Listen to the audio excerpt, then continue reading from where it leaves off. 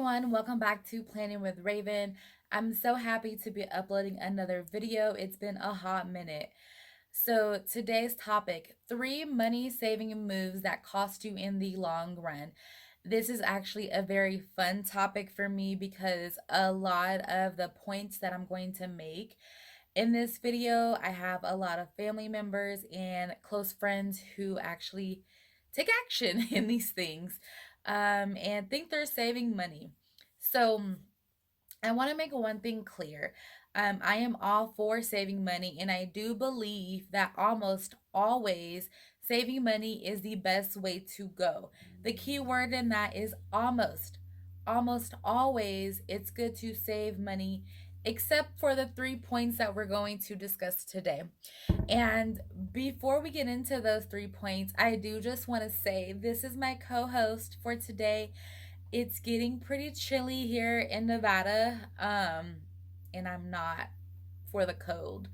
Like, I like the cold, but I'm more of a summer baby. I am a summer baby, so I'm not about that life. All right, let's get it.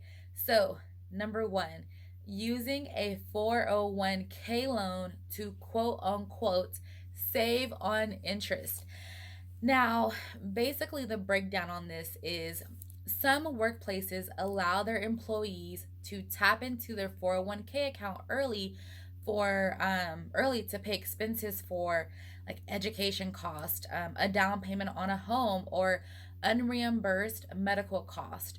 The list actually goes on there. Some employers don't actually ask what the money is being used for. They just allow you to tap into your 401k. 401k.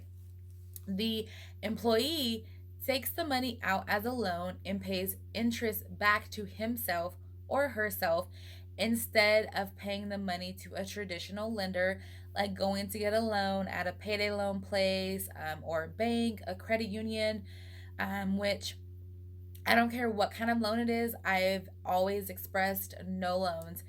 Get revolving credit, get a credit card, or get a personal line of credit. Um, Whichever one you feel fits your needs, but I can guarantee you a loan of any kind does not. Um, Unless that's your only option, which that's a whole different topic, right? And so this sounds like a great deal, right? Because you are paying yourself back interest. Um, it's definitely not a great deal. Rating your retirement account early can actually deprive you of months or years of compounding interest gains. That's what we need, right? We need to make sure that our money is working for us, even if we are working for an employer, because you're pulling funds out of your 401k that can make a huge difference in the size of your nest egg when you do decide to retire. Instead of dipping into your 401k, build an emergency fund and turn to that in a time of need.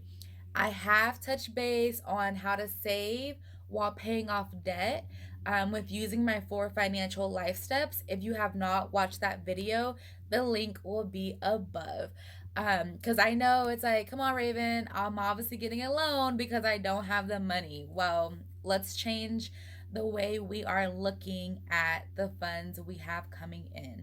You work hard for your money, you should not have to pay interest back. The second one, purchasing a house to save on rent. Now, this is a really, really funny one. A lot of you know that I am building myself to buy a home next year. So, this is a great topic right now because buying a house can be really smart. The key to that is it's especially true though if you plan to stay in the house over the long run. It's not very beneficial if you do not plan to live in this house long run.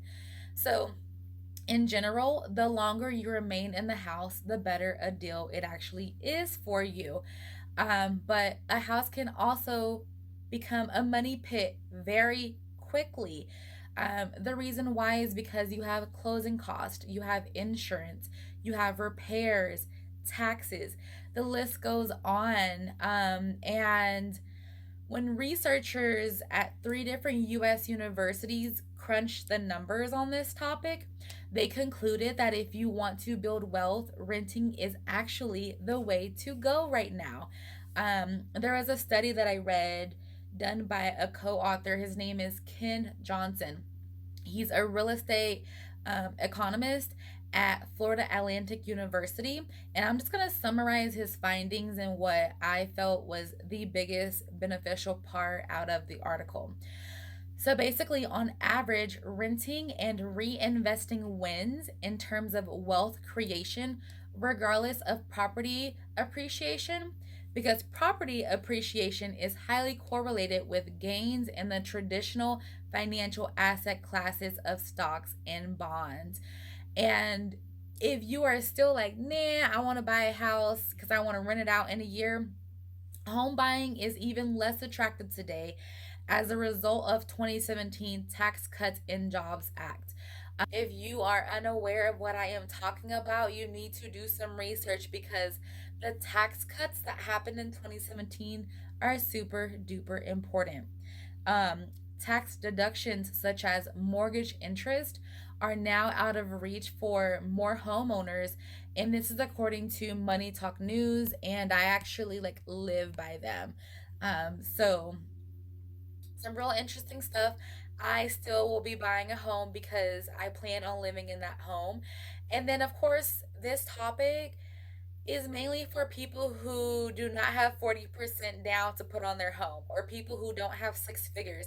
If you have six figures, if you have 40% down to put on a home, then by all means handle your business. Rent that house out within a year or two of purchasing it. But a lot of people don't have that. A lot of people have to go through the first time home buyers association. Some people only have 10% to put down or even 5. Some people barely have 5 figures to put down on a home. So if you are in that category, which most of us are, don't buy a home if you don't plan on staying in it until you start reaping the benefits. Number 3, buying in bulk. So, buying in bulk, whether it's at Costco, some people have a Sam's Club or a Winco, any other warehouse clubs that are in your area, it can be a great deal because you believe you're saving money. But if you are not careful, it can waste you money too. So, purchasing a bag of like 5 cantaloupes, for example, it doesn't make sense if 3/4 of your purchase rots before you can even eat it. Um, and then another option, a great book deal can also be really tempting to you to buy, even if you don't need it. Like, for example, we see pretzels on sale. Like, are you really going to finish a mammoth plastic jug of pretzels? Or are you going to end up getting tired of eating the same snack day after day and end up tossing half of it? This kind of coincides with when you are checking your fridge and your pantries and you are creating a list to go grocery shopping. Do not impulse buy. It puts you out of your budget. And I think the biggest thing here is a lot of people think, well, I'm almost out of that item. I might as well get it because it's on sale. But if you were almost out of that item, don't you think when you made that list, you would have put it on your list?